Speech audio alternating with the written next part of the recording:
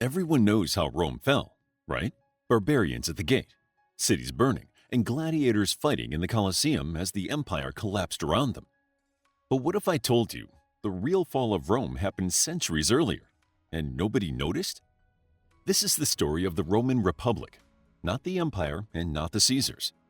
The Republic, Rome's original experiment in representative government, born in blood and rebellion, was once the most advanced political system the world had ever seen.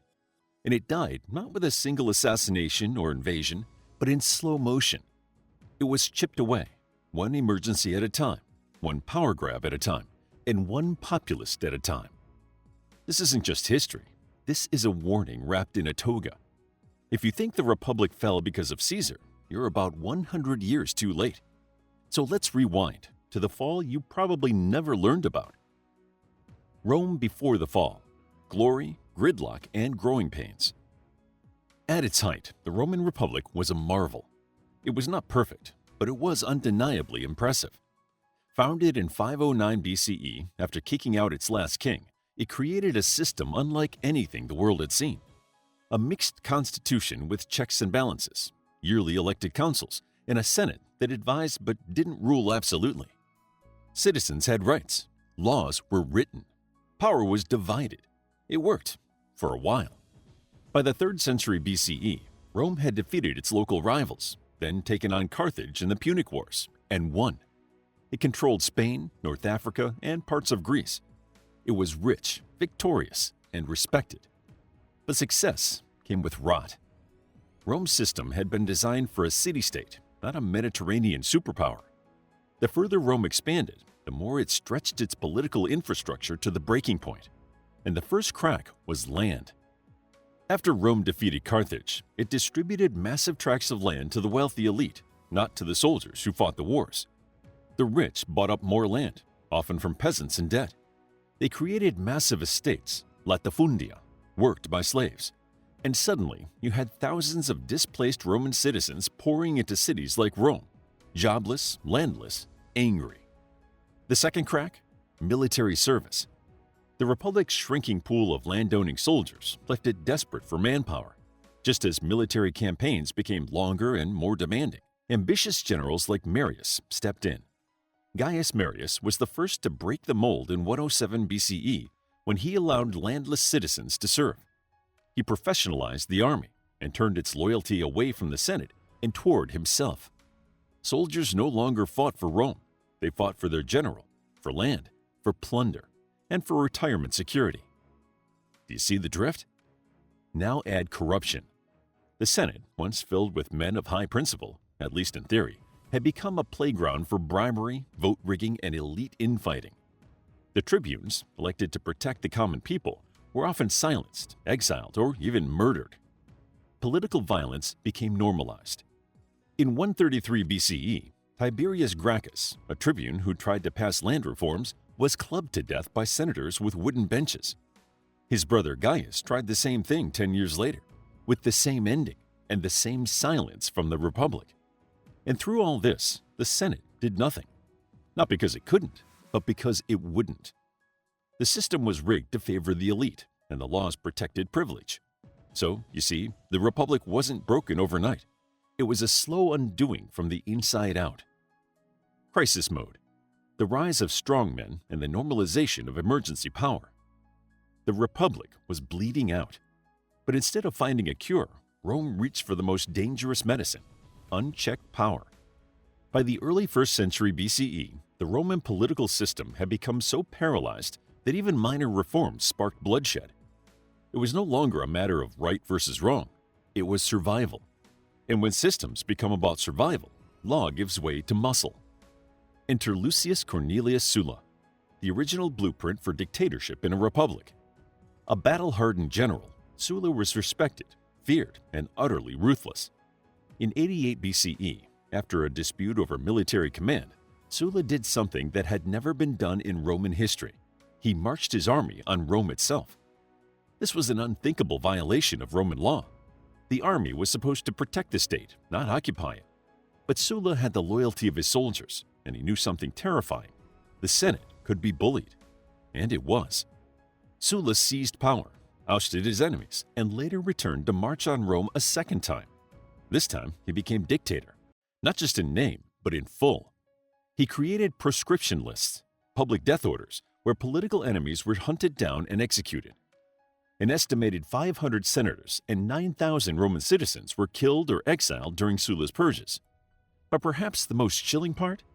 After consolidating absolute power, Sulla voluntarily stepped down. He walked away, retired, even died peacefully. Sounds noble, right? But it wasn't. Because he had normalized something that could never be unnormalized. The idea that you could march on Rome, kill your enemies, and rule without resistance. And future leaders took notes. One of those was Gnaeus Pompeius Magnus, Pompey the Great. Initially a Sulla loyalist, Pompey took the model and refined it. He understood something more profound than violence: perception. He used military victories as campaign ads. He cleared the Mediterranean of pirates in just 3 months, brought treasure and prestige back from the East, and presented himself not just as a general, but as a savior. Pompey was a master of timing and theater. He demanded a triumph, the biggest military parade Rome had ever seen, and got it. He reportedly strutted through the street in a gold chariot, wearing Alexander the Great's cloak. He even rebuilt temples, playing the part of restorer of tradition. But Pompey didn't want to restore the Republic. He wanted to control it, just more subtly than Sulla. Then came Marcus Licinius Crassus, richer than entire provinces, the man who bought power like real estate. Crassus was the one who crushed the Spartacus slave revolt, not with brilliance, but with brute force.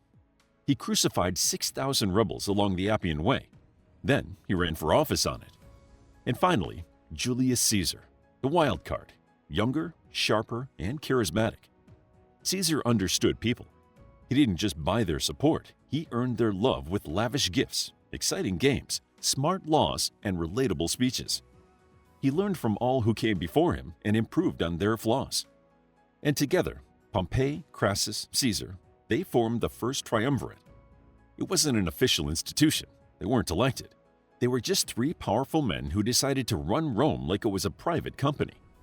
They passed laws, overruled Senate objections, controlled the courts, rewarded friends, and silenced critics. Each time a general defied the rules, the Republic redrew its red lines, until those lines meant nothing. Until the idea of law was just a backdrop of whatever the strongest man in Rome decided that day. And the scariest part? The public played along. From civil war to empire, how Rome chose stability over freedom. When Julius Caesar was assassinated in 44 BCE, many believed they had saved the Republic. The conspirators, Brutus, Cassius, and others, believed Rome would wake up, recognize the danger it had been in, and return to the traditions of shared power and senatorial authority. They were wrong. Instead of waking up, Rome erupted. Caesar was dead, but his memory was still very much alive and weaponized. His funeral was not a quiet ceremony. It was a political explosion. Mark Antony, Caesar's closest ally and a master manipulator in his own right, held up Caesar's bloody cloak in front of the crowds. He read Caesar's will aloud. It promised money to every citizen, land, hope. The people wept. They rioted. They built a makeshift funeral pyre and burned it in the forum. Caesar's death had made him a martyr, and the so-called saviors were now hunted men. The Senate once again had misread the mood of the people. Meanwhile, in the shadows, a teenager watched and learned. Caesar's grandnephew, Gaius Octavius, had been named heir in Caesar's will. At just 18, he was unknown, underestimated, and written off. But Octavian had ambition wrapped in caution. He knew how to tiptoe quietly while preparing to strike. He joined forces with Antony and another powerful man, Lepidus, forming the second triumvirate. This time, officially recognized by the Senate in a desperate attempt to restore control. But it wasn't unity, it was a vendetta machine. They purged enemies, issued new proscriptions. Brutus and Cassius fled east and were hunted down. At the Battle of Philippi in 42 BCE, Caesar's assassins were defeated. Both took their own lives. Now, with their enemies gone, the triumvirs turned on each other. Lepidus was pushed out. Antony and Octavian became rivals, 2 men claiming to stand for the future of Rome. Antony allied with Cleopatra, Queen of Egypt. Their relationship was political, romantic, and deeply threatening to Octavian. He painted Antony as a traitor, Roman in name but Eastern in loyalty, a man seduced by a foreign queen, turning his back on the mos maiorum, Roman tradition. It was brilliant propaganda. In 31 BCE, Octavian's forces defeated Antony and Cleopatra at the naval battle of Actium. A year later, both committed suicide in Alexandria. In Rome, it surrendered to the inevitable. Octavian returned home not as a conqueror, but as a restorer. He played humble. He returned power to the Senate in 27 BCE, and the Senate, relieved, traumatized, tired, gave him more power in return. They called him Augustus. He became the first Roman emperor. He didn't call himself king. He didn't abolish the Senate. He just made himself essential. The Republic was now a ghost. But the people, they were fed. They were safe. The streets were calm. And freedom, well, that seemed like a small price to pay. What the fall of the Republic really teaches us. The fall of the Roman Republic wasn't a singular tragedy. It was a process. And perhaps the most dangerous part was how ordinary it felt, day to day. Tiberius and Gaius Gracchus were killed for suggesting reforms. That was shocking. But then Sulla purged his enemies. That was frightening. Then Pompey ignored term limits. Caesar crossed the Rubicon. Octavian claimed emergency powers. Slowly, each line in the sand was moved, then erased. At every step, people told themselves, this is temporary. This is exceptional. This is necessary. They were wrong. One of the most painful ironies is that the Republic was filled with people who believed in the idea of liberty. Senators like Cato the Younger gave stirring speeches about the preservation of Roman values. Reformers like Cicero warned of the dangers of mob rule and personal ambition. And yet they were drowned out, outmaneuvered, or eventually executed. Because the Republic had already lost its most crucial element, trust. The people no longer trusted the system to work for them. And why would they? The courts were biased, elections were rigged, officials were corrupt, bread was in demand, rent was high. Soldiers came home to find their farms stolen and their votes meaningless.